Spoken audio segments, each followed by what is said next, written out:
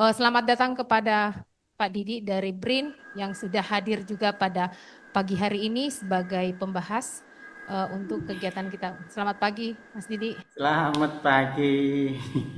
Baik, Bapak Ibu, kita langsung saja ya untuk narasumber pada pagi hari ini kita persilakan kepada Dr. Hewan Wiwi Daryani MSc selaku ketua ketua tim kerja informasi veteriner, tapi beliau sekarang juga ada di laboratorium epidemiologi. Kami persilakan kepada Dr. Wiwi. Baik, terima kasih Dokter Hana. Selamat pagi. Assalamualaikum warahmatullahi wabarakatuh. Baik, saya akan langsung mulai. Baik, Bapak Ibu hadirin sekalian, pada kesempatan kali ini saya akan sharing pengalaman pelatihan diagnosa brusellosis yang diadakan di IVDC di Beijing. Jadi kegiatan ini dilakukan di China Institute of Veterinary Drug Control atau IVDC. IVDC ini merupakan lembaga yang berada di bawah Kementerian Pertanian dan Urusan Pedesaan. Kemudian untuk fungsi dari IVDC ini antara lain evaluasi, pengawasan, dan inspeksi obat hewan. Kemudian menjadi laboratorium rujukan nasional untuk standar mutu veteriner. Kemudian menjadi laboratorium referensi nasional untuk penyakit klasikal swine fever, brucellosis pada hewan, rinderpest, dan veterinary drug residues. Kemudian menjadi pusat nasional koleksi kultur veteriner.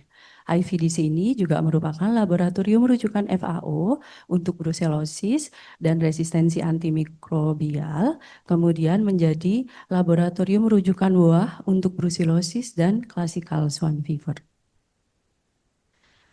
Kemudian lanjut ke materi pelatihan.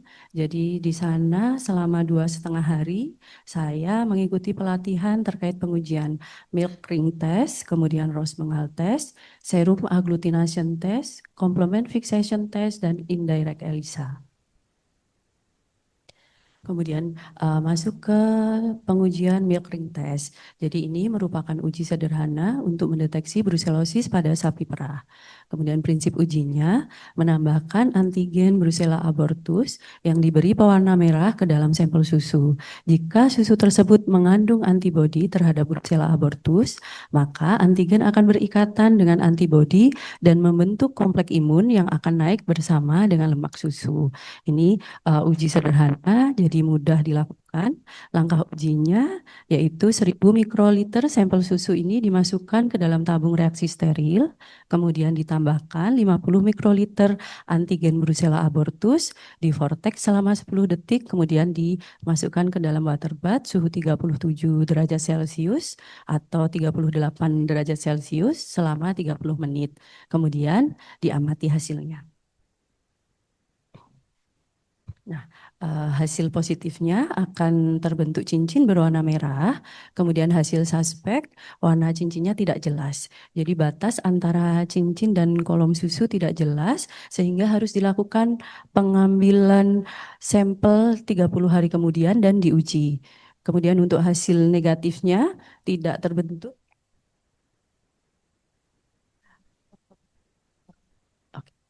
Kemudian untuk hasil negatif tidak terbentuk cincin berwarna merah seperti pada gambar itu untuk yang sebelah paling kiri itu dia positif, kemudian yang tengah itu dia suspek, kemudian yang sebelah kanan itu negatif. Kemudian untuk yang kedua yaitu Ross-Bengal test. Ross-Bengal test ini merupakan uji serologis cepat untuk mendeteksi antibodi terhadap Brucella. Kemudian jika serum mengandung antibodi terhadap Brucella maka akan terjadi aglutinasi. Ini sudah mungkin Bapak Ibu yang hadir sekalian sudah terbiasa melakukan pengujian ini. Yaitu langkah ujinya, siapkan serum dan antigen, kemudian ambil 30 mikroliter sampel serum dan letakkan pada plate. Kemudian kocok botol antigen secara perlahan, ambil antigen dengan volume yang sama dengan serum. Perbandingannya 1:1 dan ditempatkan di dekat titik serum. Kemudian campurkan serum dan antigen, goyangkan plate diagonal melingkar selama 4 menit. Jadi di sana itu secara manual, dilakukan secara manual, kemudian amati terjadinya aglutinasi. Untuk penilaian itu sama dengan yang sudah kita lakukan selama ini, yaitu negatif bila tidak ada aglutinasi, campuran antigen dan serum tetap homogen dan berwarna ungu kemerahan. Kemudian positif 1 bila terjadi aglutinasi ringan berupa butiran halus dengan tepi dikelilingi partikel halus dan membentuk garis yang terputus. Kemudian positif 2 bila terjadi aglutinasi sedang berupa butiran seperti pasir dengan tepi pinggiran lebar yang dibentuk oleh partikel aglutinasi. Kemudian positif 3 ini bila terjadi aglutinasi sempurna berupa butiran yang sangat jelas dan kasar. Kemudian di sana menggunakan platnya seperti ini. Jadi ini untuk 30 sampel, platnya ini bisa dicuci secara manual.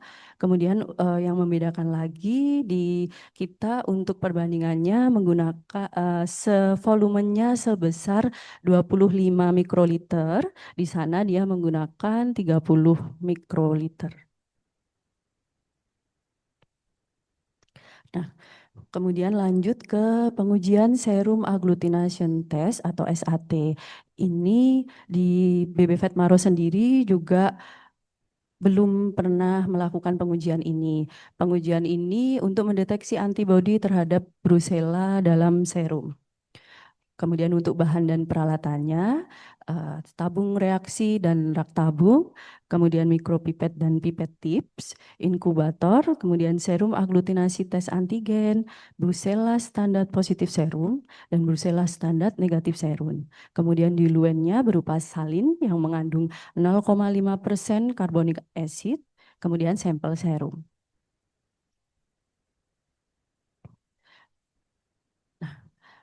Kemudian langkah ujinya seperti ini. Pertama itu dimasukkan 960 mikroliter diluen dalam tabung reaksi pertama. Kemudian selanjutnya dimasukkan 500 mikroliter diluen masing-masing dalam tabung kedua sampai keempat. Kemudian pada tabung reaksi pertama itu ditambahkan 40 mikroliter serum dan dicampurkan. Kemudian ambil 500 mikroliter campuran larutan dari tabung pertama dipindahkan ke tabung reaksi kedua dan vortex selama 10 detik. Kemudian ambil 500 mikroliter campuran larutan dari tabung reaksi kedua dan pindahkan ke tabung reaksi ketiga. Kemudian vortex 10 detik. Kemudian ambil lagi 500 mikroliter campuran larutan dari tabung reaksi ketiga dan dipindahkan ke tabung reaksi keempat. Vortex kembali selama 10 detik, kemudian ambil 500 mikroliter campuran larutan dari tabung reaksi keempat dan dibuang. Kemudian tambahkan 500 mikroliter antigen ke dalam masing-masing tabung reaksi dan vortex selama 10 detik sehingga diperoleh pengenceran dari tabung pertama sampai keempat masing-masing sebesar 1:50, kemudian 1:100, 1:200 dan 1:400. Kemudian setelah itu kita menyiapkan reference turbidimetric tube ini untuk menilai derajat reaksi aglutinasinya. Jadi kita menyiapkan 5 buah tabung reaksi yang diberi kode 1 sampai 5. Kemudian kita masukkan larutan antigen yang telah diencerkan, dimasukkan ke dalam tabung kode 2 dan 5. Masing-masing tabung ini berurutan sebanyak 250 mikroliter, kemudian 500 mikroliter, 750 mikroliter, dan 1000 mikroliter. Kemudian masukkan diluen dalam tabung kode 1 sampai 4, masing-masing berurutan sebanyak 1000 mikroliter, 750 mikroliter, 500 mikroliter, dan 250 mikroliter 250 mikroliter. Kemudian semuanya diinkubasi 37 derajat Celcius selama 18 sampai 24 jam dan diamati hasilnya. Kemudian untuk menilai derajat reaksi aglutinasi ini berdasarkan reference turbidimetric tube, yaitu dia positif 4 jika terjadi aglutinasi sempurna, cairan 100% jernih. Kemudian untuk positif 3 ini aglutinasi sempurna, cairan 75% jernih. Kemudian positif 2 aglutinasi signifikan, cairan 50% jernih. Kemudian positif 1, aglutinasi dapat diamati, cairan 25% jernih. Negatif ini tidak ada aglutinasi, cairan keruh. Ketika serum kontrol positif teraglutinasi sempurna, positif 4, dan serum kontrol negatif tidak terdapat aglutinasi, maka hasil uji dinyatakan valid dan hasil uji ditentukan sebagai berikut. Jika pada pengenceran 1:50 diperoleh hasil positif 2 atau lebih, maka dinyatakan suspek dan harus dilakukan uji kembali setelah 30 hari. Jika hasil tetap suspek setelah 30 hari diuji, maka disimpulkan hasilnya positif. Kemudian jika pada pengenceran 1:100 diperoleh hasil positif 2 atau lebih, maka dinyatakan hasil ujinya positif. Nah, seperti ini contohnya untuk sisi sebelah kiri itu referen turbidimetric tube, kemudian yang sebelah kanan itu dibandingkan dengan sampelnya. Jadi kalau kita lihat dari yang sebelah kanan itu terlihat bahwa yang paling kiri, tabung paling kiri itu jernih sekali, kemudian sampai berjalan ke sebelah kanan itu dia keruh. Kemudian dibandingkan dengan sampelnya, itu dia ada di posisi positif 3. Nah, kemudian masuk ke pengujian CFT. CFT ini adalah uji serologis yang digunakan untuk mendeteksi keberadaan antibodi spesifik dengan mengamati interaksi kompleks antibodi antigen dan protein komplement. Jadi untuk langkahnya, semua contoh serum diinaktivasi pada suhu 60 derajat Celcius selama 30 menit sebelum dilakukan pengujian. Kemudian untuk langkahnya bisa dilihat pada tabel. Di sini yang membedakan itu RBC-nya di sana pakai 2,5%, sedangkan di kami menggunakan 3%. Kemudian untuk inkubasinya hanya selama 30 menit. Inkubasi terakhir itu 30 menit. Kalau di BB Vetmaros inkubasinya semalaman baru dibaca hasilnya. Nah, kemudian masuk ke pengujian indirect ELISA. Indirect ELISA ini sama seperti pengujian ELISA pada umumnya, yaitu alat dan bahannya Brucella kit ELISA antibody, kemudian ELISA reader 450 nanometer.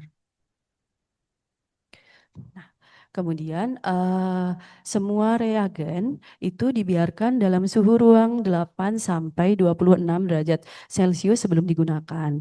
Kemudian untuk langkah ujinya, serum sebanyak 100 mikro dimasukkan dalam sumuran mikroplate, diinkubasi 37 derajat Celcius selama 30 menit, kemudian dibuang cairan dalam sumuran.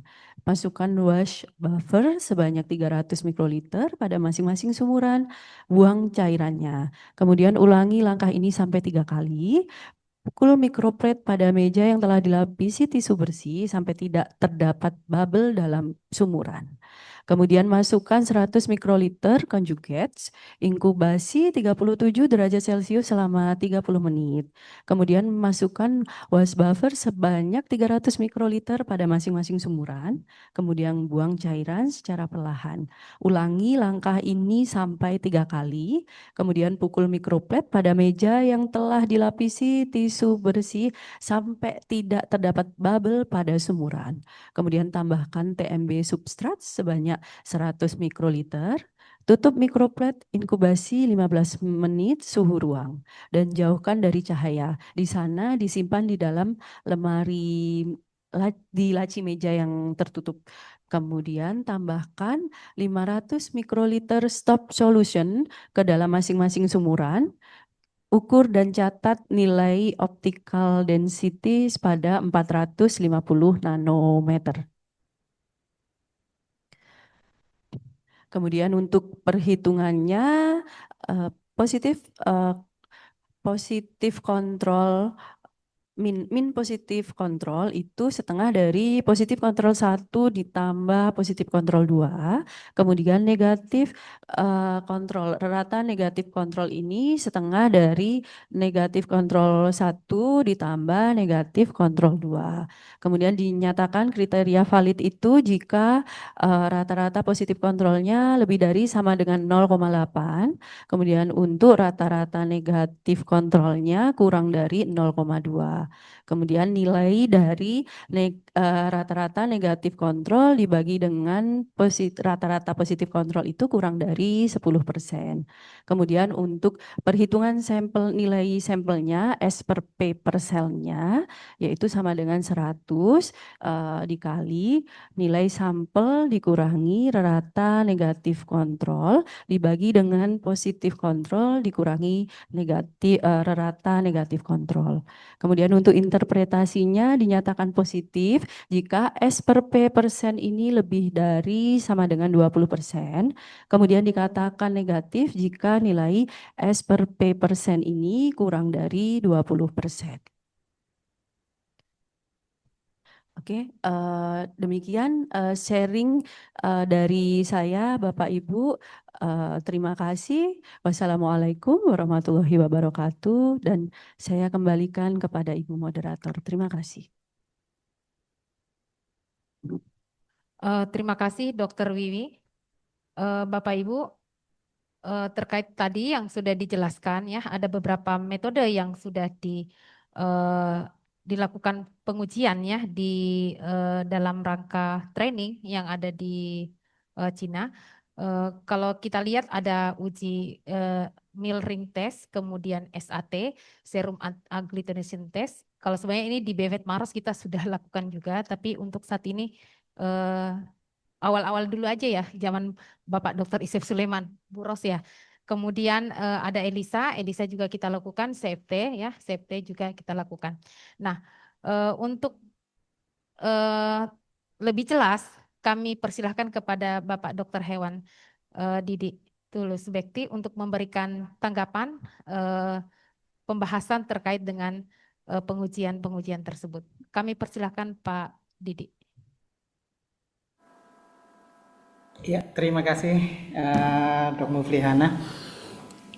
Baik Bapak Ibu sekalian, ada beberapa poin sebelum kita suara saya cukup didengar Sangat dengan jelas? Sangat jelas. Ya, terima kasih. Ada beberapa poin yang bisa kita diskusikan dalam kesempatan yang baik ini terkait dengan apa yang disampaikan Dok Wiwi tadi.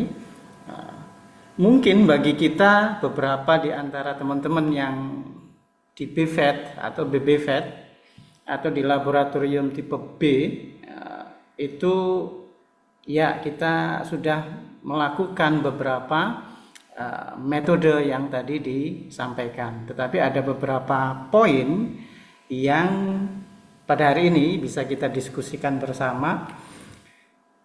Yang pertama itu adalah interpretasi, ya. Nanti kita bahas secara sekilas. Yang kedua,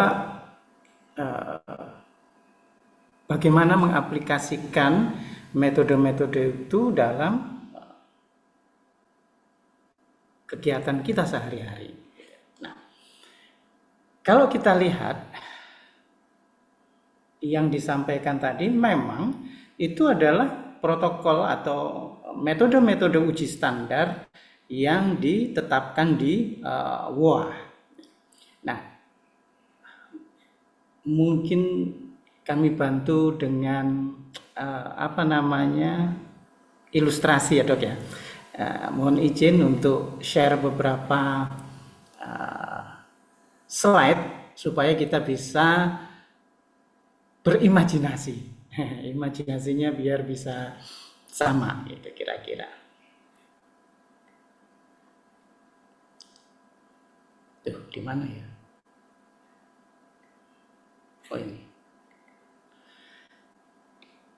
Nah, ini adalah salah satu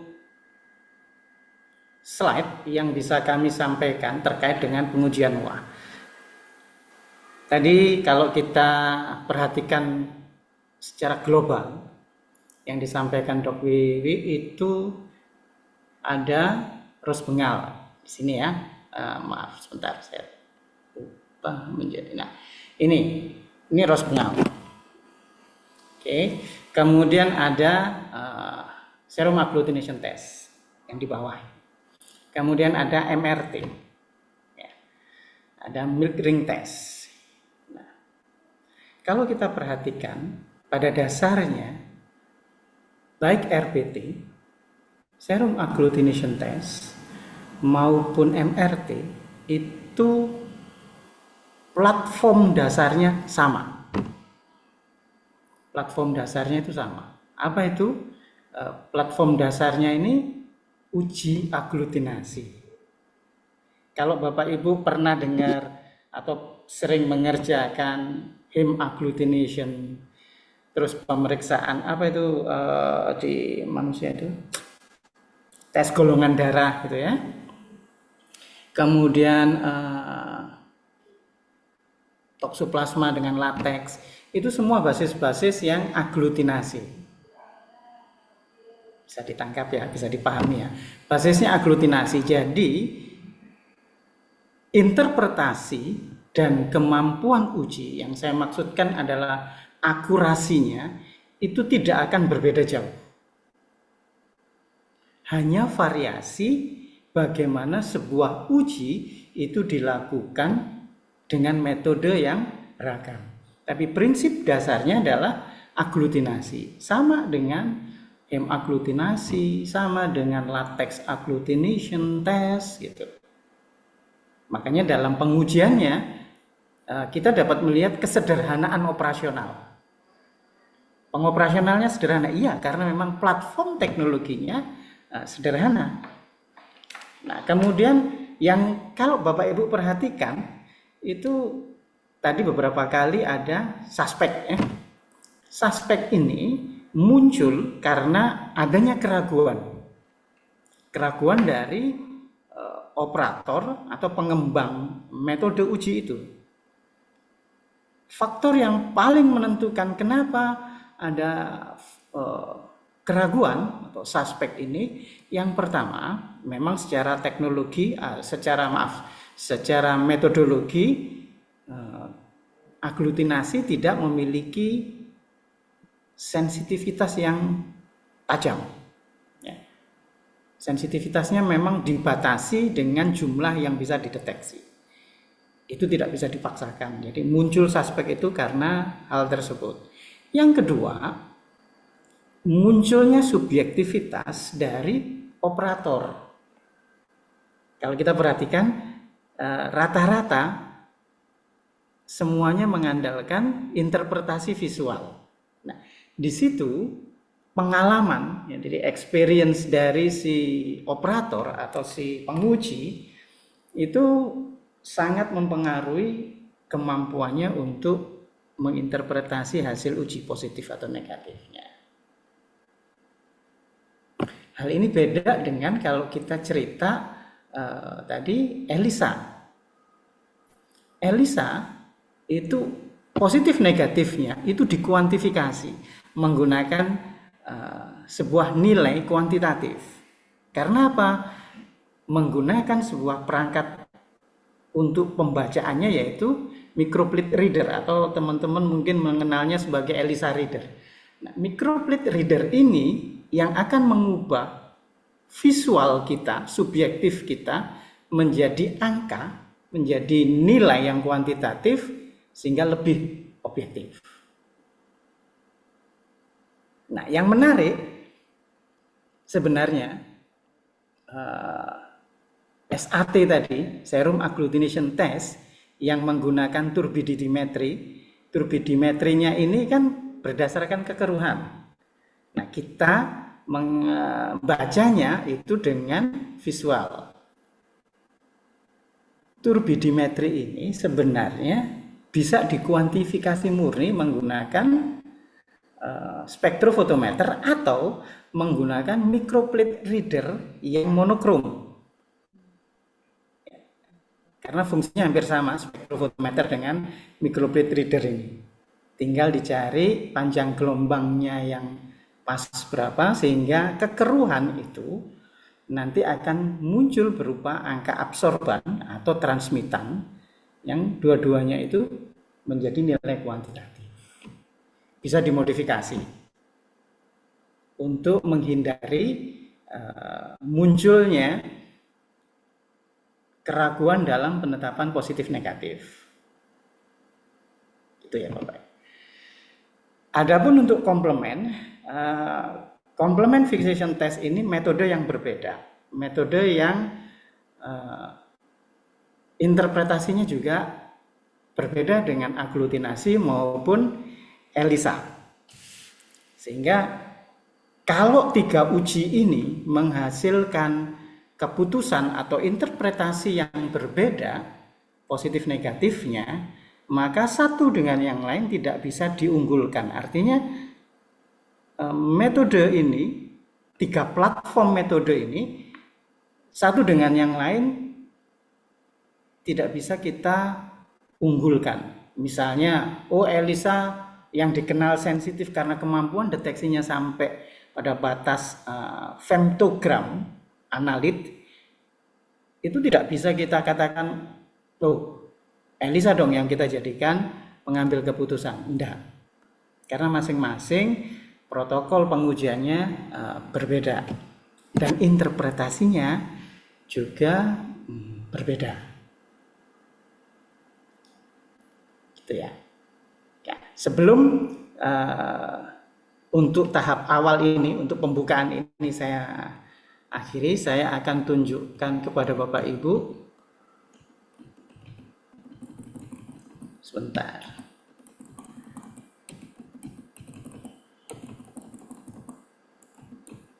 Ini dia. Saya ingin menunjukkan ini. Ini dari reference yang dikeluarkan pada saat namanya masih OIA. Ya. Pada saat namanya masih OIA, mereka sempat mengeluarkan sebuah hasil kajian, dan kajian ini tidak jauh beda dengan yang kami miliki. Kajian ini tidak jauh beda dengan yang kami miliki. Nah, Bapak Ibu bisa melihat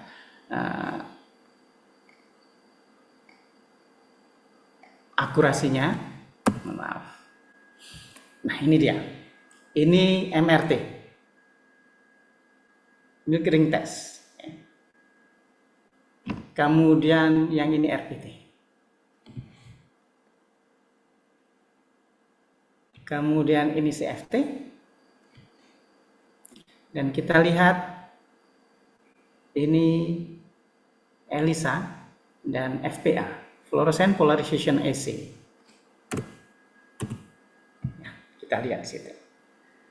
Meskipun dikatakan bahwa ELISA memiliki akurasi yang tinggi, tetapi dalam interpretasi untuk mengambil keputusan apakah sampel itu positif atau negatif, kita tidak bisa mengatakan kalau ELISA-nya misalnya negatif, kemudian RPT-nya positif, kita katakan oke, kita putuskan negatif berdasarkan hasil ELISA. Tidak bisa juga. Kira-kira itu pengantar sesi pertama ini dari saya. Terima kasih, Dok Muflihana. Saya kembalikan kepada beliau dulu. Oke, terima kasih Dr. Didi. Nah, Bapak Ibu, kita sudah mendengarkan tadi Dr. Wiwi, kemudian dibahas oleh Dr. Didi terkait dengan uji-uji yang ada untuk khusus brucellosis ya, pengujian brucella terutama untuk serologi brucella. Nah, untuk itu kami buka sesi pertanyaan untuk 3 pertanyaan. Kami persilahkan, raise hand di Zoom. Silahkan. Ada yang mau bertanya terkait dengan pengujian ini? Tadi ada pertanyaan dari Dokter Didi. Di itu tempat dekat di potong. Salsi, Mbak Salsi, BVET Bukit Tinggi mau bertanya?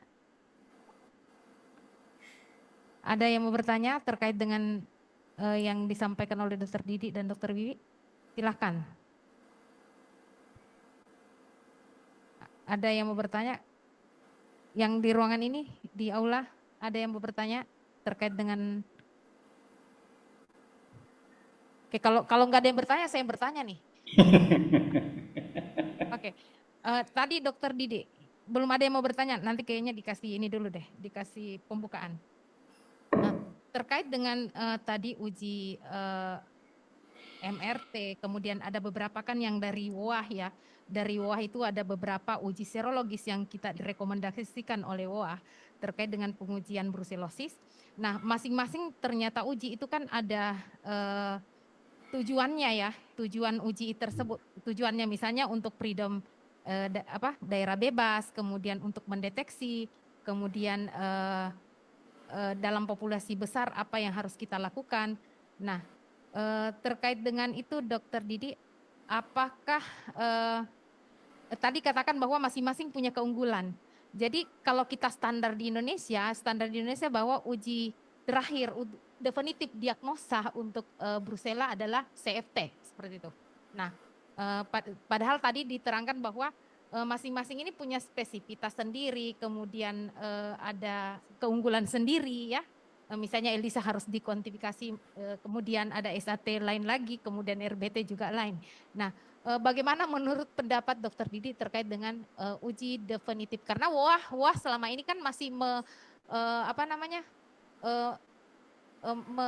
definitif diagnosa itu adalah CFT. Jadi kalau sudah uji RBT, kita lanjut ke CFT. Jadi CFT adalah diagnosa definitif terakhir untuk uji brucella secara serologi.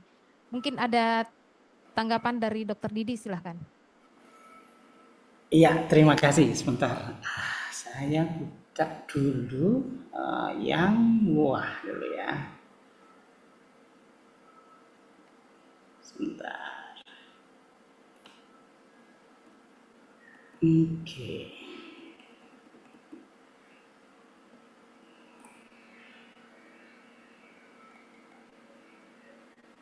Teman-teman yang lain silahkan ya di chat, bisa ya.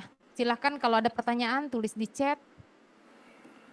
Dikasih ini loh nanti sama door prize kalau oh iya, door prize ya. Oke. Di sini juga ada nanti Dokter Dini mau bertanya juga. Oh ya. Mau dikumpulin pertanyaan atau bagaimana Dokter Didi? Boleh. Oke, silahkan Dokter Dini dulu. Dokter Dini, pertanyaan.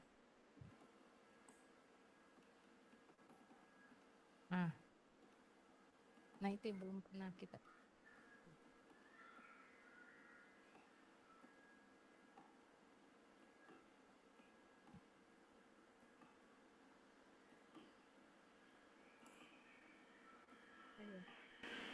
Assalamualaikum warahmatullahi wabarakatuh. Terima kasih Dokter Wiwi dengan Pak Didi atas kesepakatannya, juga Dokter Ena selaku moderator. Yang saya ingin tanyakan tadi dengan boleh Dokter Wiwi, boleh Pak Didi yang menjawab. Jadi dengan berbagai saintitas spesifitas pengujian, kemudian ada pengujian yang direct, ada pengujian yang indirect. Misalkan di lab di China tadi, di Vet Drug Laboratory, apakah mereka punya algoritma pengujian brucellosis begitu? Dan kalau itu mungkin di lab di sana, misalkan sebagai laboratorium rujukan brucellosis di Cina. Kemudian kalau menurut pembahas kita, narasumber kita, apa dari nilai SESP yang dari artikel yang tahun 2004 tadi saya lihat, memang ada beberapa selisih dengan yang pernah dilakukan di BPWet Maros. Nah, bagaimana sebaiknya nanti kita menentukan algoritma pengujian disesuaikan dengan kebutuhan kita, baik untuk surveillance pembuktian bebas, kemudian untuk di daerah endemis, ataupun nanti untuk diagnostik. Kemudian yang kedua adalah terhadap sampel-sampel yang tadi ujinya hasilnya adalah suspek, itu makanya kenapa saya menanyakan algoritma. Karena kalau ada sampel suspek misalkan di milk ring test, apakah dilanjutkan ke uji yang misalkan ke arah culture atau ke arah PCR gitu. Terima kasih. Oke. Selanjutnya satu lagi, silakan. Ada yang mau bertanya dari Bu Ros, silakan. Kayaknya orang Maros semua yang bertanya. Teman-teman yang di Zoom silakan ya bertanya kalau ada kurang jelas terkait dengan pengujian, terkait apapun dengan pengujian Brucella silakan. Silakan Bu Ros. Ya, terima kasih Bu sudah diberi kesempatan untuk bertanya. Saya mungkin ada pertanyaan saya dan terus saya menginformasikan bahwa untuk SAT kami sudah pernah melakukan di tahun 97. Tapi karena dia kan pakai tabung tuh. Satu sampel itu mungkin ada 6 tabung 8 tabung ya, lupa. Terus masuk metode CFT dengan plate. Maka saya tidak tahu alasannya kenapa sampai SAT itu sudah tidak dilakukan lagi. Begitu, jadi itu sudah pernah dilakukan SAT metode Alton, metode lama. Tuh. Terus pertanyaan saya itu berdasarkan sensitivitas dan spesifitas. Misalnya ada satu sampel yang diuji dengan hasil RBT negatif, CFT negatif, ELISA positif, hasilnya positif atau negatif. Terus kalau CFT, RBT positif, CFT negatif, ELISA positif, hasilnya apa? Dan kalau positif RBT, CFT, ELISA negatif, kan dia mungkin screeningnya mungkin hasilnya negatif. Itu salah satunya CFT sama ELISA, Pak. Terima kasih. Oke, ini ada dari kita terima dulu ya, Mas Koko. Silakan Mas Koko dari Banjarbaru. Iya, terima kasih. Nanti yang Terima kasih Dana. Ya. Oke, silakan Mas Koko. Assalamualaikum warahmatullahi wabarakatuh. Waalaikumsalam. Dokter Didi, ini yang menjadi istilahnya hal yang terus kami diskusikan di Banjarbaru. Pada saat nggak tahu tahun berapa ya, pada saat pelatihan mungkin di lab referent Maros, kemudian mereka datang teman-teman bakteriologi terus menyampaikan ke saya, Pak, sekarang kalau untuk pengujian Brucella abortus itu enggak seri lagi, tapi paralel. Ya, makanya saya kaget. Setahu saya sejak saya belajar mulai dari S1 sampai pendalaman epidemiologi di Gajah Mada, yang saya tahu dari Prof. Setiawan, Prof. Bambang itu menyampaikan masih tetap pakai pengujian seri. Nah, yang setahu saya juga kalau yang militensis itu kan baru itu mungkin bisa dilakukan paralel. Nah, saya minta paling enggak pencerahannya ini Dokter Didi yang kalau untuk pengujian brucellosis sebenarnya yang abortus ini apakah tetap seri atau berubah menjadi paralel? Itu yang pertama. Kemudian karena tadi Kak Ana bilang yang pokoknya terkait Brucella, saya mungkin agak ke militensis Dokter Didi. Yang saya tahu ini kan kemarin kita ada pengiriman ke Malaysia dan diminta untuk pengujian salah satunya adalah militensis pada kambing. Kemudian waktu itu kalau nggak salah kan hasilnya memang negatif-negatif. Saya tanyakan ke teman-teman bakteriologi, ini memang seperti ini kah? Kalau di virus apa namanya, master seed ya? Apakah dia memang khusus melitensis? Apakah memang dia dibuat dari sama dengan Brucella abortus gitu untuk pengujiannya? Nah itu aja mungkin Dokter Didi saya yang ingin saya update, karena saya memang ada perbedaan persepsi dengan teman-teman bakteri pada saat mereka setelah mengikuti training atau pelatihan di Lab Reference Maros. Terima kasih Kak Ana. Assalamualaikum warahmatullahi wabarakatuh. Baik Mas Koko. Oke Pak Dokter Didi, ini tadi ada 4 pertanyaan. Nanti ya yang di chat nanti sesi kedua. Yang pertama tadi terkait dengan yang saya sampaikan terkait apakah memang sekarang harus kita pisah antara, karena masing-masing uji itu berbeda keunggulannya ya, Terus bagaimana keputusan apakah kita bisa melanjutkan dari RBT ke SFT dan sebagainya. Kemudian yang kedua dari Dokter Dini terkait dengan algoritma pengujian, apakah di Cina ada algoritma pengujian? Kemudian nanti terkait juga di Indonesia, apakah bisa terkait dengan itu ya, nanti Pak Didi mungkin bisa ada masukan terkait dengan algoritma pengujian khusus Brucella. Kemudian yang ketiga dari Bu Ros ini adalah paramedis di lab serologi, sudah mendalami pengujian selama berapa tahun ya Bu Ros?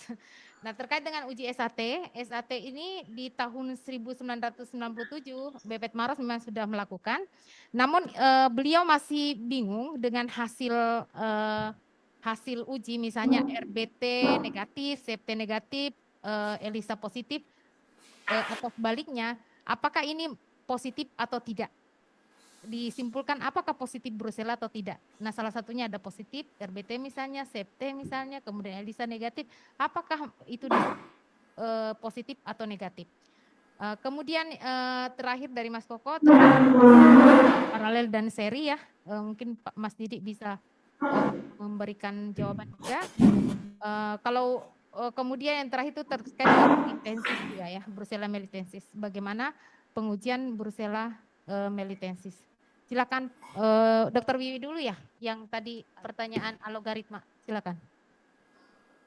Baik, terima kasih Dokter Hana. Jadi kalau untuk yang di Cina kemarin saya tanyakan itu antara RBT dan SAT, mereka lebih menggunakan SAT karena menyampaikan spesifisitas ujinya lebih tinggi. Kemudian jika SAT-nya positif, mereka mengkonfirmasi ke uji CFT dan ELISA. Jadi 2 mereka mengkonfirmasinya, Dokter Dini.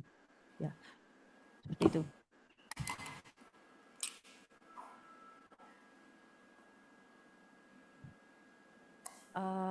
Jadi gini, kalau misalkan kemarin itu untuk sampel yang sangat banyak, karena kan kalau RBT tadi kan plate-nya kan terbatas hanya 30.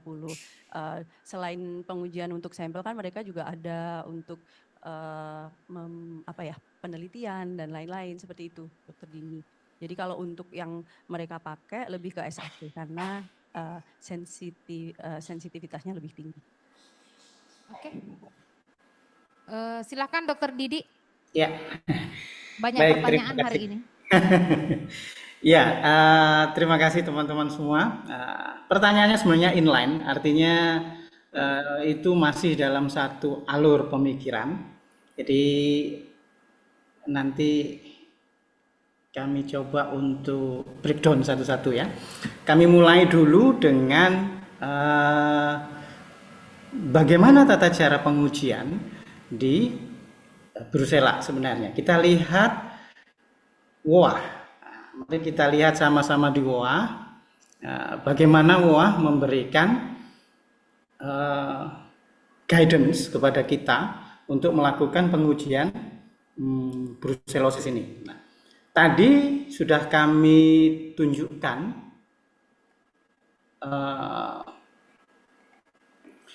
yang tabel, ya. Kalau kita lihat sama-sama di tabel tersebut, itu sebenarnya kita sudah bisa menyimpulkan, mengambil sebuah kesimpulan, apakah yang selama ini kita praktekkan itu memang sesuai dengan guidance-nya WOA atau tidak.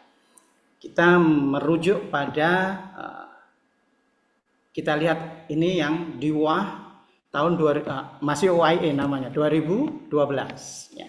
Kalau kita cek di situ di slide ini, kita bisa melihat bahwa sebenarnya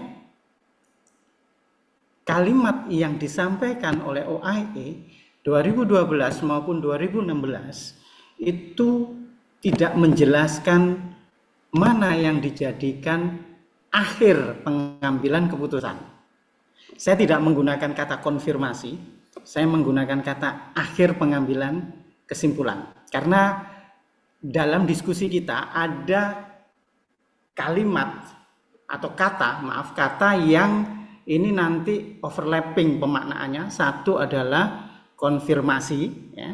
Yang kedua itu tadi disinggung oleh Dr. Dini, algoritme, ya, algoritme.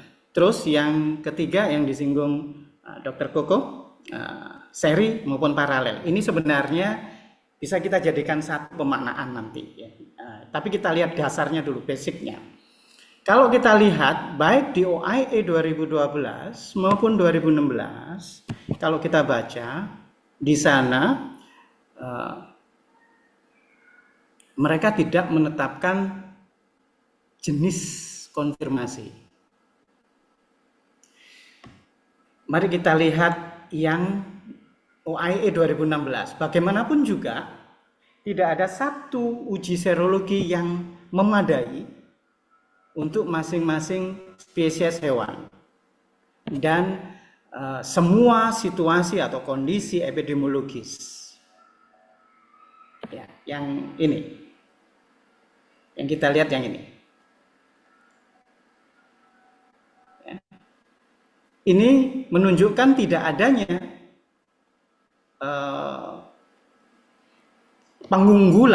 mengunggulkan satu uji dengan uji yang lain. Bisa dipahami ya.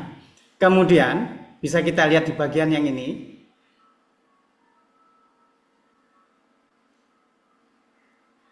Di bagian ini kita melihat satu kalimat yang teman-teman bisa ini. Saya bold. Ini diulangi pada WAH tahun 2022.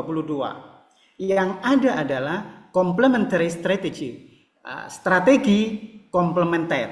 Artinya kita menempatkan semua uji, ya, saya coba ulangi, menempatkan semua uji itu saling melengkapi, saling mendukung. Jadi interpretasinya adalah kesimpulan dari semua uji tadi. Rasanya akan sulit kalau kita membayangkan. Itu ada hubungannya dengan pertanyaan Bu Ros. Kalau CFT negatif, RBT positif, ELISA positif, lalu bagaimana pengambilan kesimpulannya? Makna complementary strategy ini,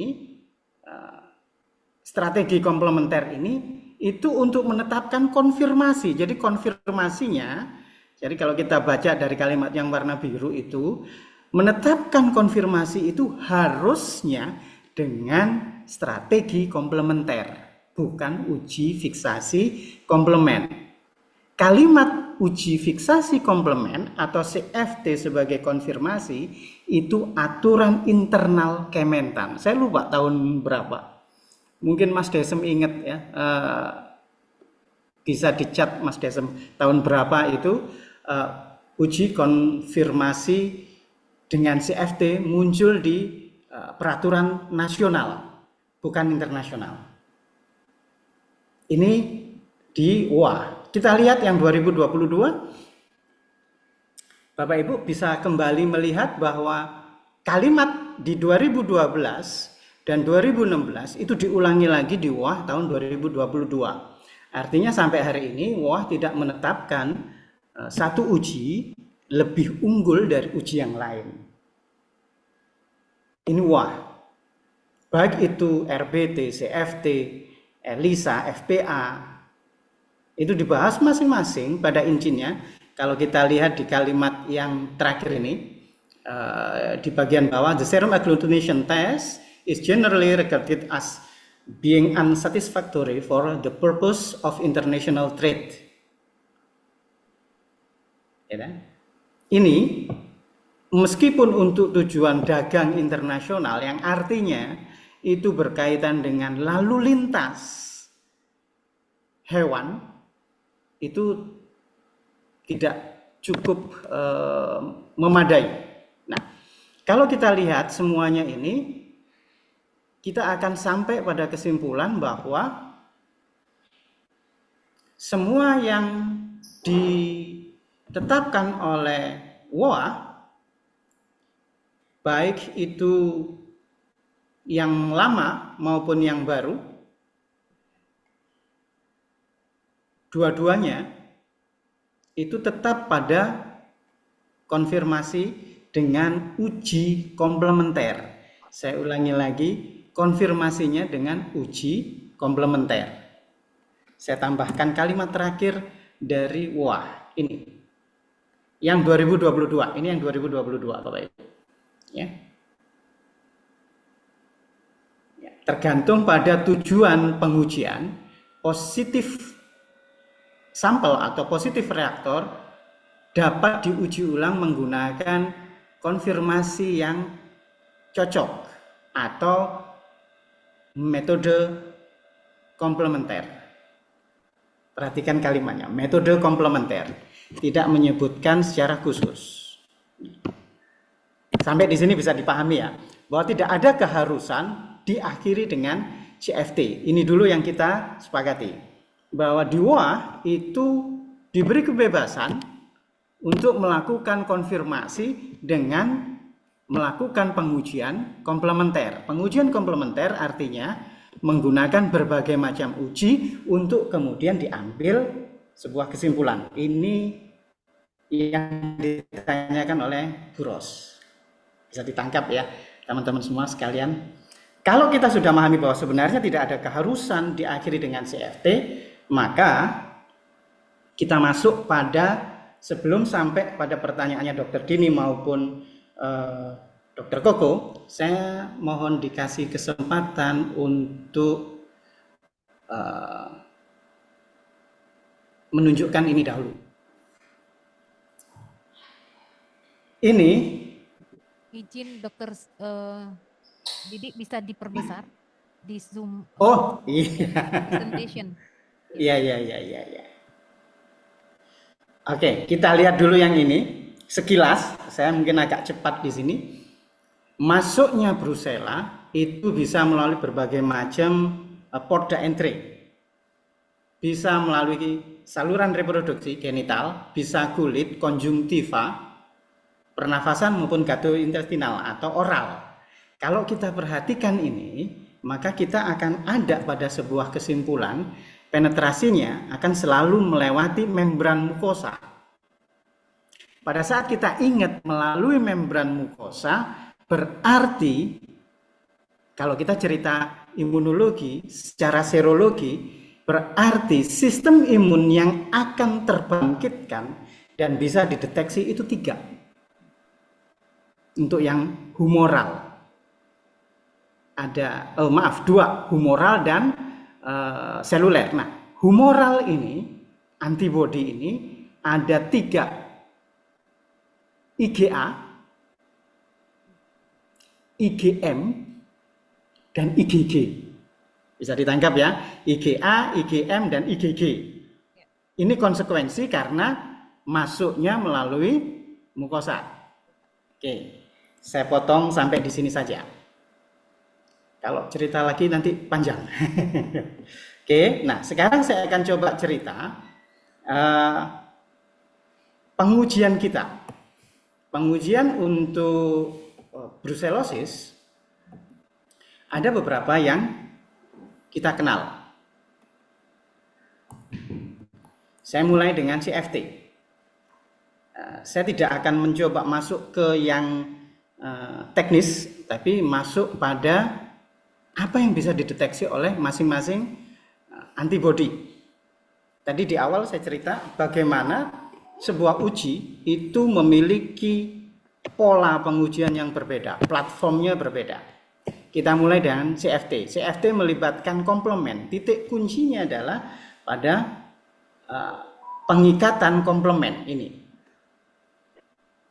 Titik kuncinya pada pengikatan komplement. Kalau reaksinya antigen antibodinya dapat mengikat komplement, maka kita akan dapatkan hasil positif. Sedangkan kalau komplemennya diikat oleh rivalnya, saingannya yaitu hemolisin atau antibodi terhadap eritrosit, maka kita akan dapatkan hasil negatif. Pertanyaan dasarnya adalah pada ruminansia, khususnya bovine, ini kuncinya, Bapak Ibu, ini kuncinya. Pada saat kita mempelajari bovine, maka antibodi yang bisa ngikat komplement di bangsa bovis itu adalah IgM dan IgG. Jangan disamakan dengan mencit, dengan manusia. Yang bisa ngikat IgM itu adalah yang bisa mengikat komplement adalah IgM. Itu pada manusia, ya. Pada mencit, ya. Tapi pada bovine, khusus pada bovine, IgM baik IgM dan IgG dua-duanya mengikat komplement. Artinya, kalau reaksinya positif, maka itu artinya positifnya IgM dan IgG atau salah satu dari keduanya. Saya ulangi biar nggak bingung. Kalau perlu dicatat supaya ada ilustrasi. Jadi kalau komplementnya positif itu IgM dan IgG atau IgM-nya saja atau IgG-nya saja. Yang jelas tidak mungkin IgA. Oke ya. Terus sekarang saya coba masuk ke aglutinasi. Baik itu RBT, baik itu SAT maupun MRT, semuanya basisnya aglutinasi. Aglutinasi itu hanya terjadi apabila ada crosslink atau taut silang antibodi terhadap antigennya Brucella. Seperti ini positif karena ada crosslink. Ini antibodi ini ngikat di antigen yang satu dengan yang kedua. Ini juga begitu, antibodi IgM ini ngikat satu dan kedua. Kalau crosslink semacam ini bisa terjadi positif. Yang bentuk ini adalah IgM. Ya. Yang penting ada taut silang atau crosslink. Tidak peduli itu IgA, tidak peduli IgG, tidak peduli IgM. Pokoknya ada taut silang, crosslink antara antibodi dengan antigen Brucella, maka terjadilah reaksi positif. Dengan kata lain, kalau positif RBT bisa jadi IgG, bisa jadi IgM, bisa jadi IgA, bisa jadi kombinasi di antara ketiga itu. Yang membedakan dengan CFT apa? IgA. Sampai di sini Bapak Ibu bisa bayangkan ya.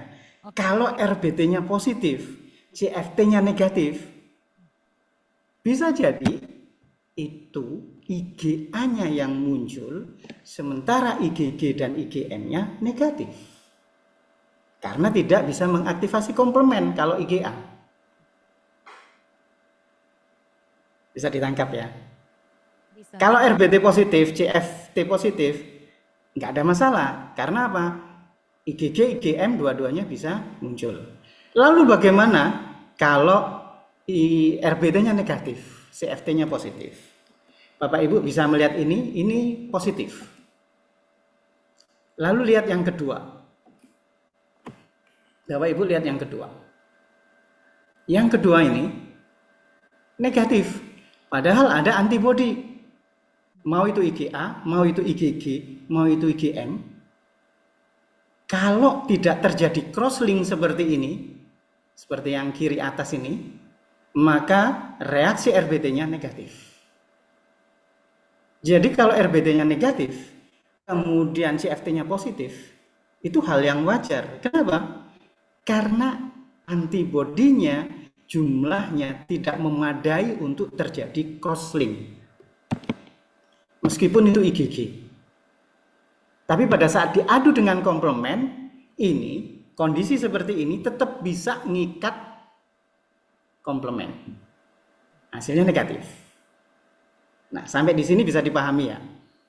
RBT negatif, CFT ketemu positif, maka interpretasinya tetap positif. Kenapa? Karena adanya antibodi yang ngikat komplement.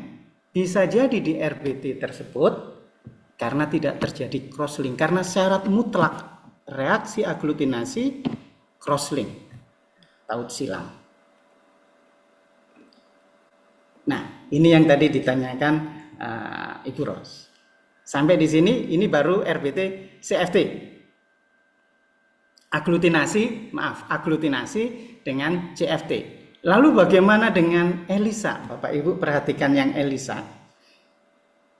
ELISA ini, kalau kita lihat memang kuantitatif, ya, ini ikatan antara antigen antibodi, yang hijau ini dari serum, yang ini konjugate.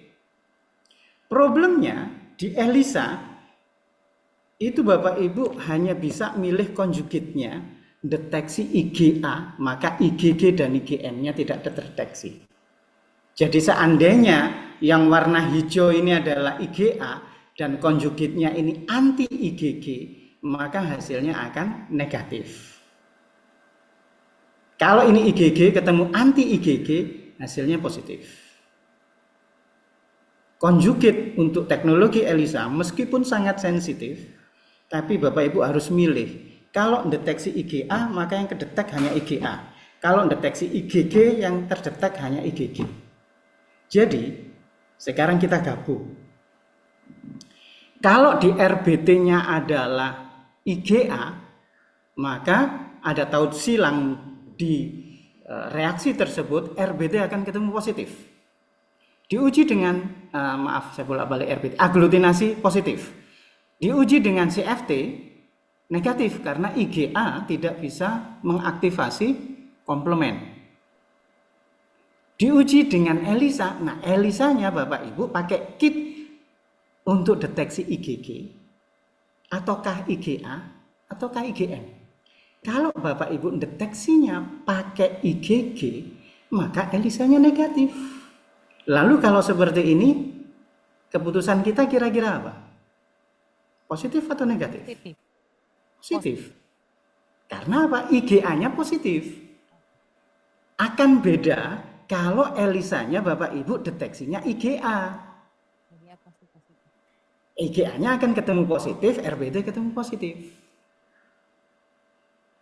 Itu yang dimaksud dalam narasi yang ada di WOA.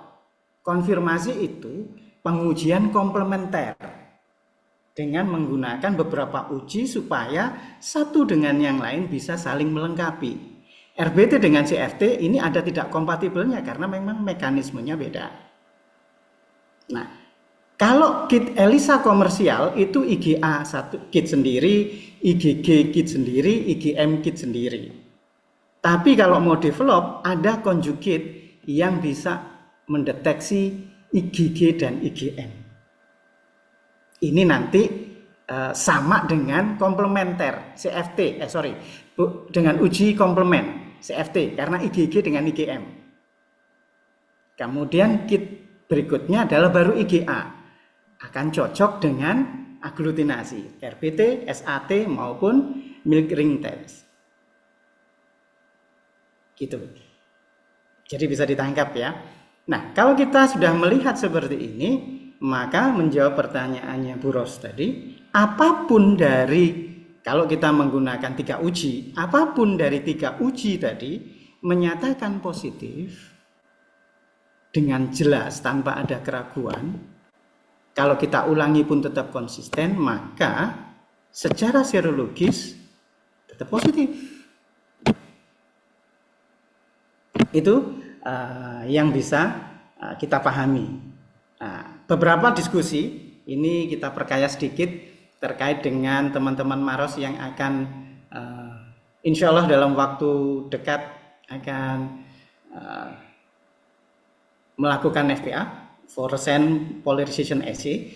Fluorescent polarization assay ini kalau kita lihat mirip seperti aglutinasi, tetapi teknologinya di-upgrade dengan teknologi ELISA. Jadi antigennya kita beri label, kemudian ini adalah serum dalam sampel.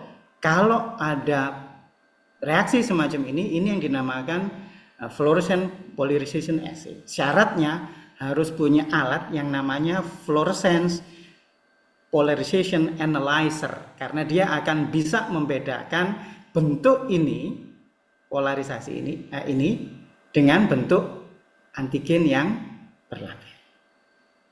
Nah, apa yang terikat di sini? Ya IgG, IgM, IgA. Jadi dia mirip seperti seperti aglutinasi, tidak butuh crosslink, tidak harus crosslink, dan bisa dideteksi kuantitatif menggunakan fluorescent polarization analyzer. Oke. Nah, kalau sudah, baru kita kembali pada pertanyaan berikutnya dari Dr. Dini dan Dr. Koko. Algoritma itu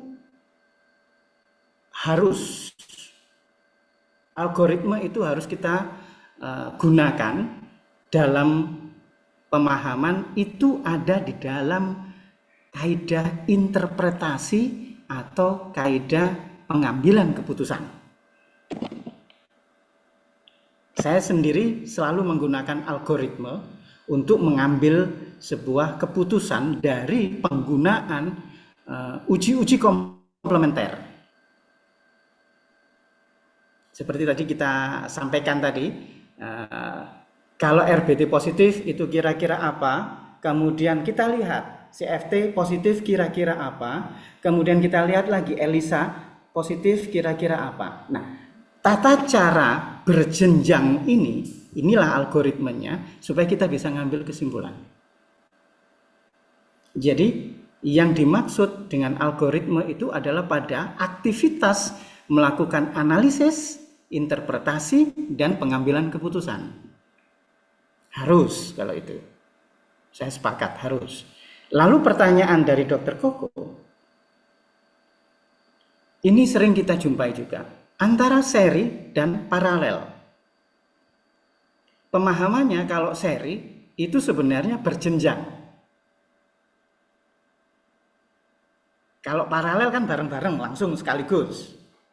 Nah, yang jadi masalah karena kita mengambil keputusannya tidak menggunakan algoritma dan hanya mendasarkan pada satu uji akhir, ini yang menyebabkan miss di dalam interpretasi dan penetapan keputusan. Algoritma itu, seri atau paralel itu posisinya adalah pada pekerjaan, activity, melakukan pengujian. Apakah dilakukan berjenjang ataukah pada waktu yang sama? Bisa dipahami ya? Jadi kalau kita kerja seri, misalnya sekarang RBT, ketemu positif, ya udah yang positif kita lanjutkan CFT. Ini sebenarnya berjenjang. Tapi dari sisi algoritma keliru. Kenapa? Yang negatifnya nggak diuji CFT. Nah, kalau ketemunya negatif ini karena tidak crosslink, kan kita nggak tahu. Pada saat dia crosslink diuji dengan CFT positif, berarti kita bisa mengambil kesimpulan bahwa sebenarnya antibodinya tidak cukup untuk terjadinya crosslink atau taut silang dengan antigen, tapi cukup mampu untuk mengaktifkan komplement. Nah, kekeliruannya apa pada saat kita melakukan serial, algoritmenya nggak dipakai. Dan serialnya parsial. Hanya yang positif saja. Nah, kalau kita ngikuti algoritma berpikirnya tadi, maka semua uji itu kita lakukan baik yang positif maupun negatif. Kalau dilakukan pada waktu yang sama, kita berpikir itu paralel. Padahal sebenarnya meskipun dilakukan pada waktu yang berbeda, itu tetap paralel. Jadi seri atau paralel, kata kuncinya ada di algoritma. Pada saat Anda melakukan parsial, itu seri. Tapi pada saat Anda melakukannya full, algoritma berjenjangnya penuh, maka Anda melakukannya komplementer. Kira-kira itu dari saya. Saya kembalikan ke Dok Hana. Terima kasih Dokter Didi. Ini ternyata sangat jelas ya teman-teman terkait dengan pembahasan secara teori imunologi ya, imunologi terkait uji serologi ya. Mungkin di sini juga ada teman-teman dari P2H, Mbak Anjani. Mungkin nanti kita harus bahas kembali terkait dengan. Kak Ana yang militensis belum, Kak Ana? Oh, militensis dok. Militensis dok. Oh iya, iya. Terima kasih. Betul. Untuk yang melitensis itu antigennya, kalau saya tidak keliru, yang di WAH juga menggunakan Brucella abortus ya. Iya. Nah, Bapak Ibu, yang membedakan melitensis dengan abortus dan juga Brucella yang lain. Mas Desem ada di Zoom ini? Kalau izin Pak Didi, kalau untuk Bevet Maros, untuk melitensis dalam sesuai dengan WAH itu memang harus paralel. Jadi salah satu posisi, karena kita kan pakai antigen Brucella abortus ya. Jadi antigennya Brucella abortus, kemudian perbandingannya 1:1 kalau tidak salah. Jadi beda untuk penggunaan antigen berapa? 1:3. Jadi 1:3 1 serum, kemudian 3 antigen. Dan harus dilakukan paralel, kebalik ya, dilakukan paralel, kemudian salah satu positif, misalnya RBT positif berarti positif, misalnya CFT positif berarti positif. Itu yang kita sudah harmonisasi dengan teman-teman seluruh balai terkait dengan pengujian Brucella melitensis. Maaf kan, inti masalahnya bukan itu yang militensis. Maksud saya seberapa jauh mampu mendeteksi militensis itu sendiri dengan pemakaian master seed yang di abortus tuh. Karena kan kemarin dipertanyakan kok negatif gitu loh. Intinya bukan seri atau paralel kalau yang militensis, tapi seberapa jauh dengan pemakaian master seed abortus untuk mendeteksi militensis itu mampu mendeteksi militensis itu aja. Karena kan bukan dari militensis sendiri, dia kan pakai abortus gitu, pakai bowis itu. Iya, betul. Jadi penggunaannya sebenarnya Brucella ini, kalau kita lihat di permukaannya, Bapak Ibu, sebentar saya cek. Saya lihat, saya punya gambarnya. Nah, ini dia. Nah, saya coba share sebentar strukturnya. Nah, ini dia. Bapak Ibu, untuk Brucella dan bakteri pada umumnya, itu dinding selnya, kalau kita melakukan uji serologi, yang menentukan itu hanya di bagian lipopolisacaridanya. Ini saya perbesar dulu.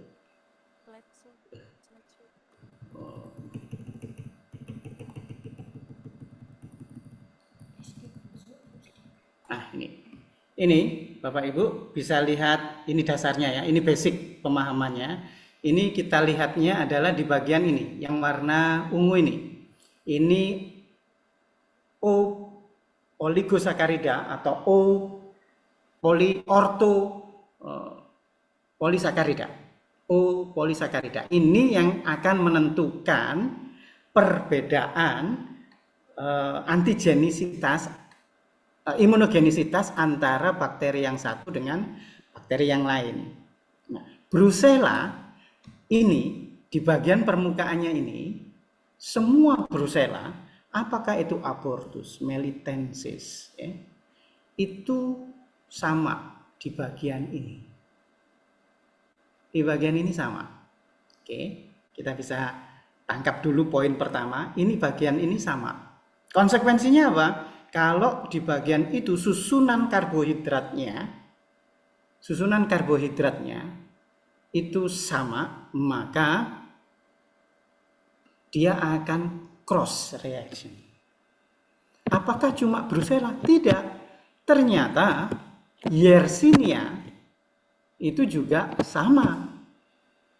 O157H7 ternyata O polisakaridanya sama. Makanya tetap akan cross. Jadi kalau antigennya itu adalah Brucella abortus, digunakan untuk Brucella abortus, melitensis, bovis, Swiss, sepanjang memiliki O polisakarida, maka dia akan tetap cross. Kalau ada perbedaan hasil antar uji, maka itu ada pada proses validasinya.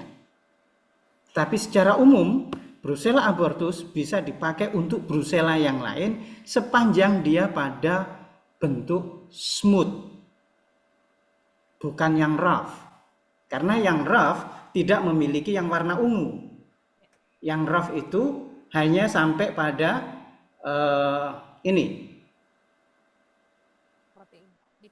core polisakarida atau core oligosakarida. Yang rough itu tidak memicu munculnya antibodi humoral.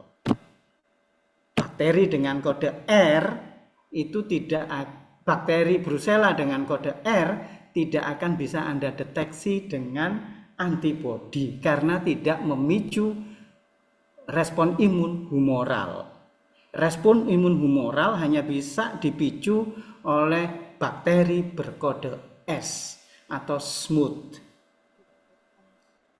Bakteri Brucella dengan kode S itu memiliki O polisakarida yang sama sehingga akan terjadi cross reaction, termasuk juga dengan Yersinia, dengan O157 atau yang lain. Jadi itu problemnya. Jadi kenapa harus menggunakan itu? Ya karena memang dua-duanya cross. Lalu kita coba perluas lagi, apa bedanya Brucella abortus, melitensis, canis, Swiss, dan seterusnya. Perbedaan utamanya yang pertama adalah ego dari saintis. Mungkin ini kedengaran lucu, tapi inilah yang terjadi. Ego dari saintis. Kenapa dikatakan ego saintis? Disebut abortus karena klinis menyebabkan keguguran. Disebut melitensis. Ada yang tahu kenapa disebut melitensis? Mengakibatkan demam. Apa? Ya. Dari daerah mana? Mediterania apa? Dari Malta. Malta. Demam Malta. Swiss karena ditemukannya diisolasinya di babi. Disebut canis karena diisolasinya dari anjing. Tetapi Bapak Ibu perlu ketahui, genomnya itu memiliki homologi yang tinggi. Dalam kaidah taksonomi berdasarkan molekuler seharusnya tetap Brucella. Satu saja, Brucella saja. Kenapa begitu? Kami berikan dua contoh. Salmonella. Salmonella itu ada spesiesnya cuma satu, Salmonella enterica dan Salmonella bongori. Dua spesies, bongori dan enterica. Enterica ada subspesies. Nah, di dalam subspesies Salmonella enterica itu terdapat banyak varian serotype.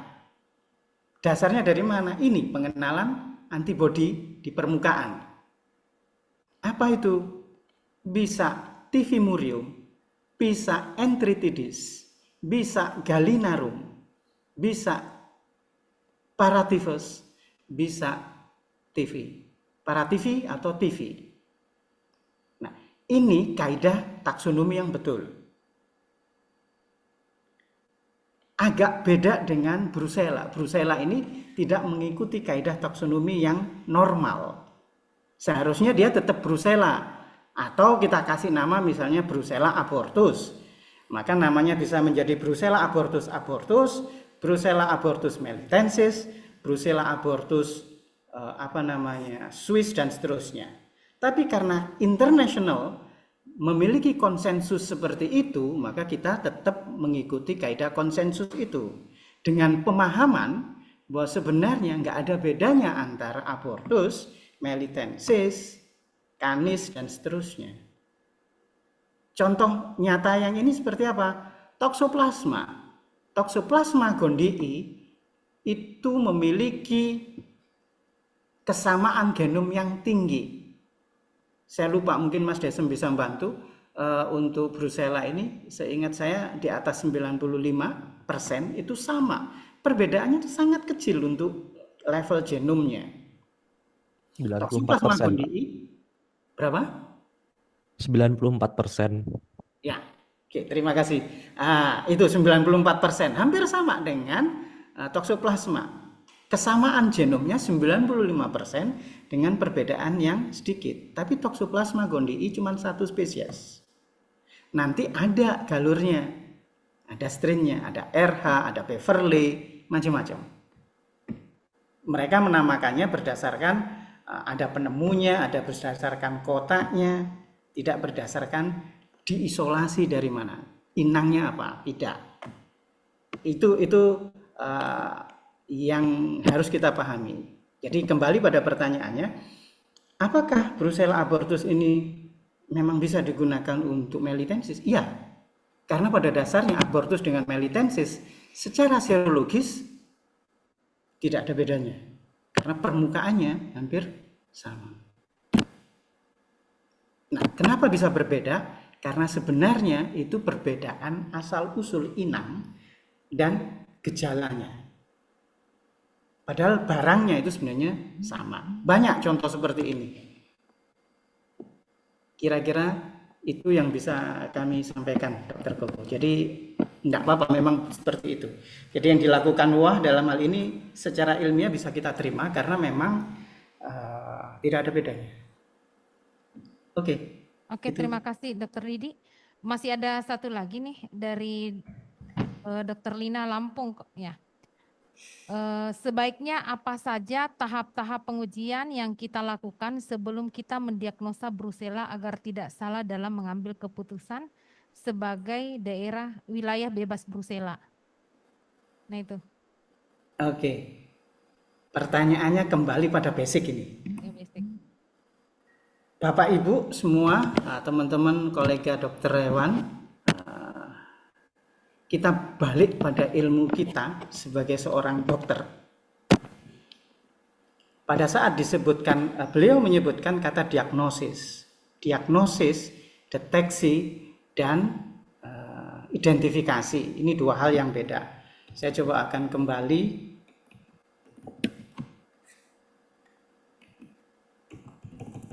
pada awal ini. Kalau kita lihat dalam praktek real di lapangan, itu pada saat terjadi gejala, terserah mau keguguran, kawin berulang, dan kita curiga ini penyakit reproduksi atau gangguan reproduksi yang disebabkan oleh agen infeksius, maka setelah kita melihat gejalanya, tahapan kedua yang harus ada dalam pikiran kita itu adalah diagnosa banding. Ini yang sering diabaikan. Diagnosa banding itu kita harus memiliki beberapa kemungkinan. Nah, proses ini seperti yang disinggung oleh Dr. Dini. Ini adalah algoritma. Jadi lihat gejala, kemudian dalam pikiran kita harusnya sudah berpikir, apakah ini disebabkan oleh Brucella? Ataukah Neospora? Ataukah bakteri Chlamydia, ataukah virus BHV4, bovine herpes virus 4, ataukah Q fever? Ini harus ada dalam pikiran kita. Baru kalau kita memiliki pemikiran ini, kita tahu uji laboratorisnya itu seperti apa. Karena kalau kita tidak memiliki algoritma ini, maka kita akan langsung, oke, saya maunya Brucella. Begitu dites Brucella negatif. Lalu kegugurannya karena apa? Bisa ditangkap ya. Ini penting agar kita bisa melakukan screening,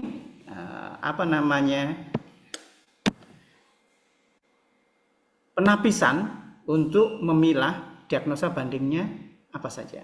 Kalau sudah uji laboratorium, baru kita lakukan analisis interpretasi tadi untuk pengambilan keputusan. Terakhir baru penetapan. Nah, diagnosis, Bapak Ibu sekalian, itu dimulai tahapan pertama sampai tahapan keempat. Bisa ditangkap ya. Diagnosis itu dimulai dari tahapan 1 sampai tahapan keempat. Diagnosa banding nggak boleh ditinggalkan. Karena apa? Kalau kita meninggalkan diagnosa banding dalam pikiran kita, maka kita sudah subjektif pada saat melakukan uji laboratorium. Sedangkan pengujian di laboratorium itu punya dua tujuan. Dalam rangka deteksi atau dalam rangka identifikasi atau kedua-duanya. Dikatakan identifikasi pada saat kita menetapkan ini Brucella Swiss, ini Brucella abortus, ini Chlamydia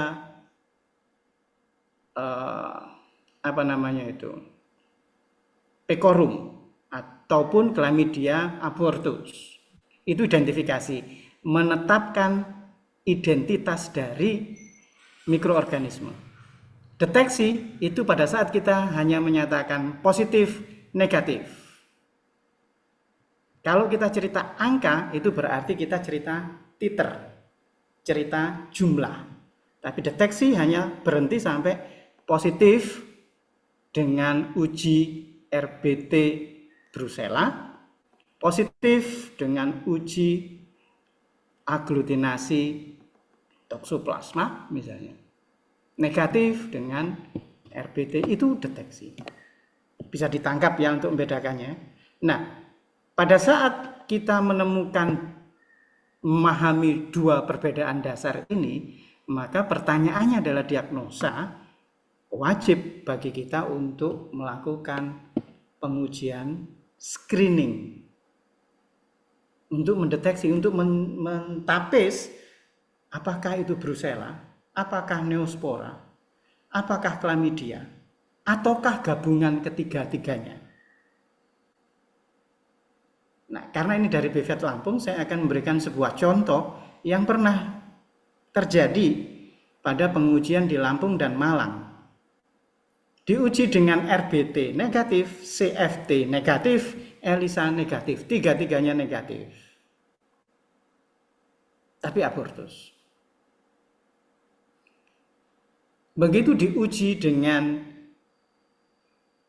Chlamydia positif.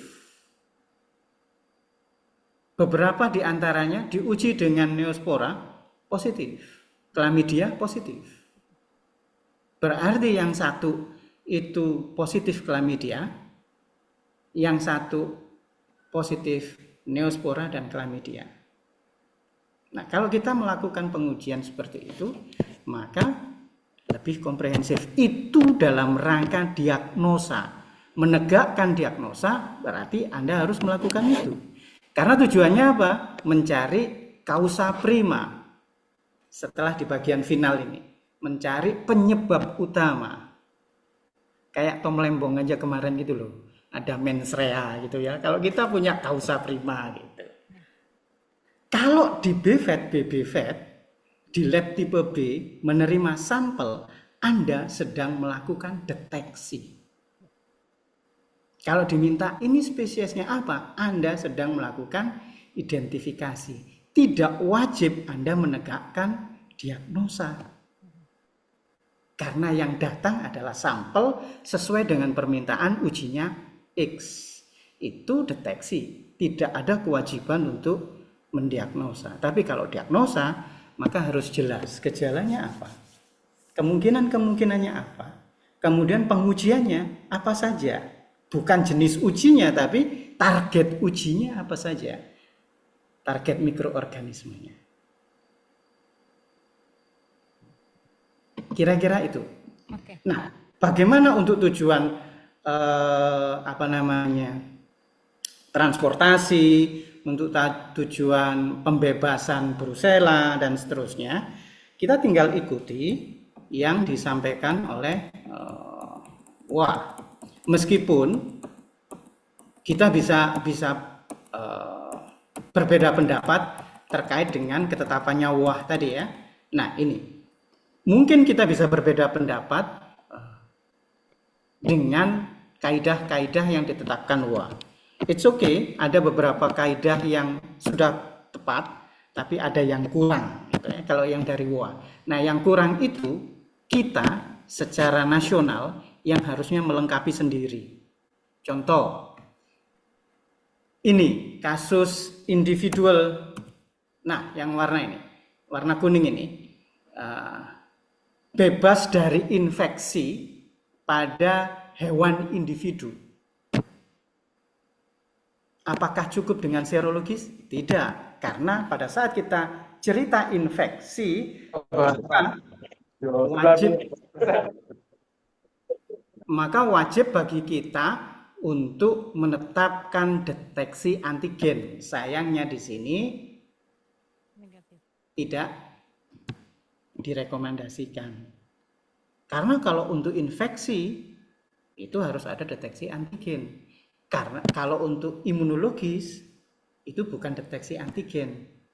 Kalau positif ada dua kemungkinan serologi. Semua serologi kalau positif ada dua kemungkinan. Satu namanya infection yang diakhiri dengan munculnya disease, munculnya penyakit, atau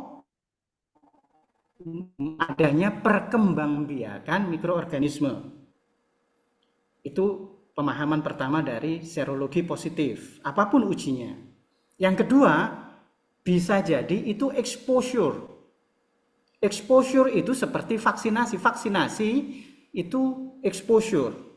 Kemudian imunisasi secara alamiah itu exposure. Artinya kontak dengan mikroorganisme, tapi mikroorganismenya tidak dapat berkembang biak. Bisa karena dieliminasi oleh sistem kekebalan, bisa juga karena tidak utuh sehingga dia tidak bisa bereplikasi. Jadi kalau serologi itu punya dua interpretasi. Ini akibat infeksi atau akibat exposure. Tapi kalau kita mutlak saklek dengan infeksinya, maka deteksi antigen harus dilakukan. Nah, itu nanti bisa dibicarakan apa yang harus kita lengkapi dari WA. Kira-kira itu yang bisa kami sampaikan, Dok? Ini ada dua lagi, Dok, sebelum kita tutup.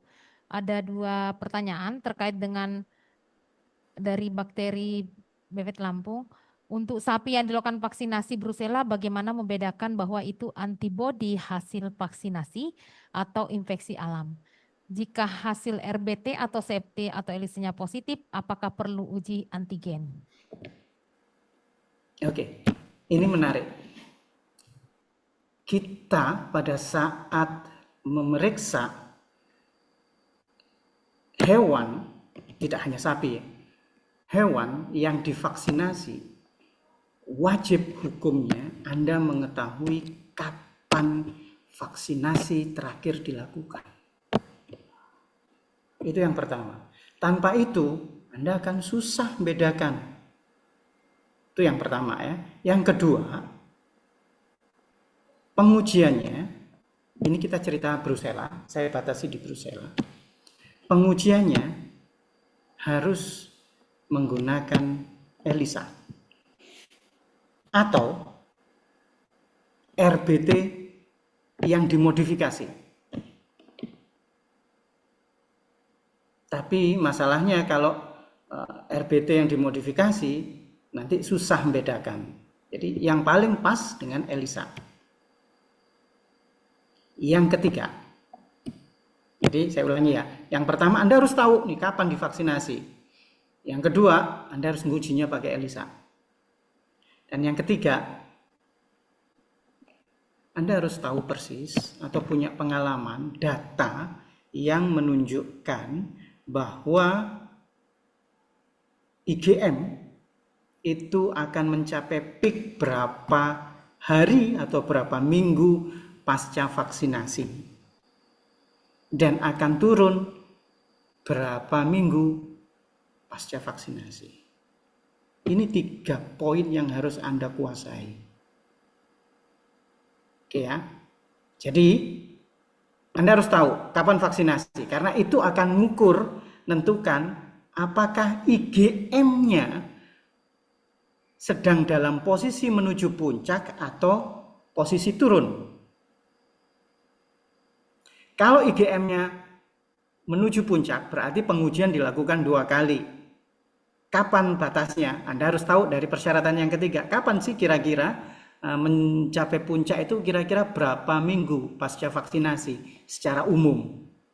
Anggaplah kita buat andai-andai saja. Anggaplah misalnya 3 minggu.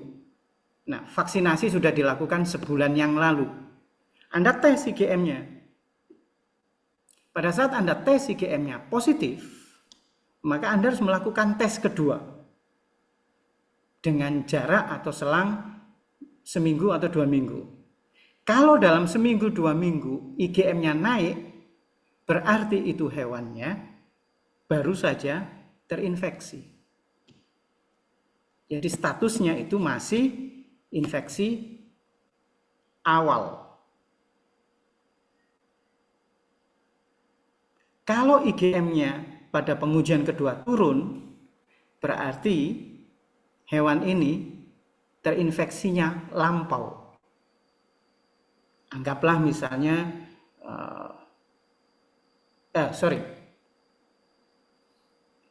vaksinasi 1 bulan yang lalu. Kalau naik berarti barusan terinfeksi, bukan karena vaksinasi. Karena apa? Puncaknya kan 3 minggu, berarti harusnya udah turun. Kalau di pengujian pertama positif, Anda harus curiga bahwa ini infeksi. Makanya Anda uji yang kedua, kalau dia naik, berarti itu benar-benar baru saja terinfeksi atau sedang terinfeksi.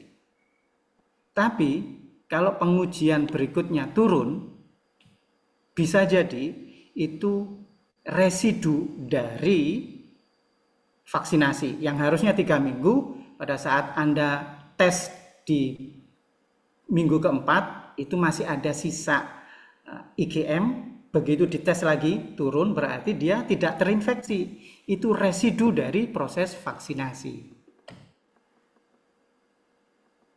Bisa ditangkap ya, kuncinya ada di IgM, ELISA-nya ELISA IgM, tidak boleh yang lain.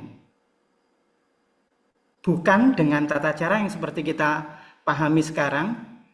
Infeksi kita, anggaplah di Indonesia itu S99 alamiahnya, dikasih vaksin RB51. S itu smooth, memiliki O polisakarida. Kalau RB51 itu rough, yang tidak memiliki O polisakarida. Ini nggak ada gunanya. Kenapa? Karena yang yang rough itu tidak memiliki O, berarti antibodinya nggak akan pernah muncul. Karena yang rough itu membangkitkan sistem imun seluler, bukan humoral. Jadi kalau metodenya seperti ini, maka vaksinasi yang Anda lakukan muspro sia-sia, karena tidak memproteksi. Membedakannya gampang Pak, membedakan vaksinasi dengan infeksi. Karena kalau divaksin nggak muncul, kalau sampai positif berarti infeksi. Ya, vaksinasi yang Anda gunakan, Anda lakukan itu tidak bermanfaat. Kenapa? Ya karena nggak bisa memproteksi. Gitu. Kira-kira itu untuk membedakan antara vaksinasi dan infeksi. Nah, yang berikutnya harusnya Anda deteksi antigen. Kalau Anda tahu positif, Anda meyakini bahwa ini positif infeksi dan itu sedang akut, maka Anda harus melakukan deteksi antigen bahwa ada antigennya, ada bakterinya. Kalau IgM-nya ada, Anda bisa ambil dari darah karena itu sedang bakterinya. Tapi kalau ada abortus, maka Anda harus mengambil abortusnya, plasentanya atau hewan yang diabortuskan, bukan darahnya. Sekalipun hasil ELISA-nya negatif. Sekalipun RBD-CFT-nya negatif.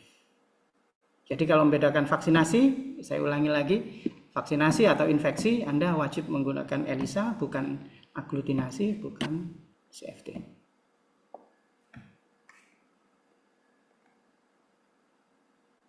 Terus ini ada yang bertanya, kalau di manusia bagaimana? Sama, protokolnya sama. Jadi protokol deteksi dan diagnosisnya sama Bapak Ibu antara manusia dengan hewan. Yang membedakan hanya jenis sampelnya. Kalau menggunakan ELISA yang membedakan hanya konjugitnya. Tapi kalau menggunakan RBD-CFT tidak ada bedanya. Tetapi interpretasinya beda. Nanti kalau pakai CFT beda karena yang mengikat komplement cuma IgM di manusia. Mungkin itu, Dok Hana. Terima kasih, Dokter Didi. Ini juga waktunya di waktu Indonesia Tengah sudah jam 3 menit lagi ya, jam 11 siang untuk salat Jumat ya. Nah mungkin luar biasa, menarik sekali hari ini ya. Saya catatannya sampai 6 lembar, Dokter Didi ini loh. Terkait dengan uji serologi dari Brucella, dan ini sangat menarik dan ini juga menjadi PR bagi lab reference untuk pengembangan metode, kemudian membuat algoritma. Nah mungkin sebelum kita tutup ada dari P2H Mbak Anjani, mungkin ada kata penutup Mbak Anjani, silakan. Selain menjadi perlindungan dan juga tidak menjadi memberatkan bagi para stakeholder kita, karena suka tidak suka dokter hewan yang berada di lapangan ini tetap menjadi tombaknya. Lagi Zoom juga ya? Okay. Lalu kenapa kami mengajukan uji materi waktu itu? Karena persoalan ini sebenarnya belum kita selesai. Atau alasan terjadi aturan baru sehingga terjadi akhirnya kebingungan kan pada saat ini. Contoh sebenarnya ambulatori kalau kami dulu merumuskannya, mungkin bisa dicek lagi di. Lagi Zoom ya? Oke, mungkin ada komentar nggak Mbak? Masih Zoom ya. Nah Bapak Ibu, demikian ya untuk sharing session hari ini. Sangat menarik untuk membahas satu penyakit, tapi ini luas sekali. Kita masih berbicara terkait serologi, pengujian serologi Brucella, dan masih banyak yang harus kita bahas, dan kita insya Allah akan ketemu lagi di session berikutnya. Terima kasih kepada Dr. Didi, Dr. Wiwi, dan teman-teman semua yang sudah hadir di Zoom pada siang hari ini. Oh ini juga lagi rapat, Dr. Injani. Nanti mungkin jadi PR kami juga sebagai lab reference dan akan mengajukan kepada P2H, melaporkan ke P2H terkait dengan kegiatan pada hari ini. Terima kasih semuanya. Kita beri aplaus dulu kepada narasumber dan pembahas. Dan insya Allah kami akan memberitahukan kepada teman-teman semua, menginformasikan kembali jika kami melakukan seminar seperti hari ini. Dan untuk yang ingin ikut uji profisiensi ya, bisa nanti di akhir Desember ya, akhir tahun ini, kita kembali akan menyediakan panel uji profisiensi terkait dengan Brucella abortus, pengujian Brucella. Oh ini Mbak Hana catatan 6 lembar bisa di-share nanti. Oke, terima kasih banyak Bapak Ibu.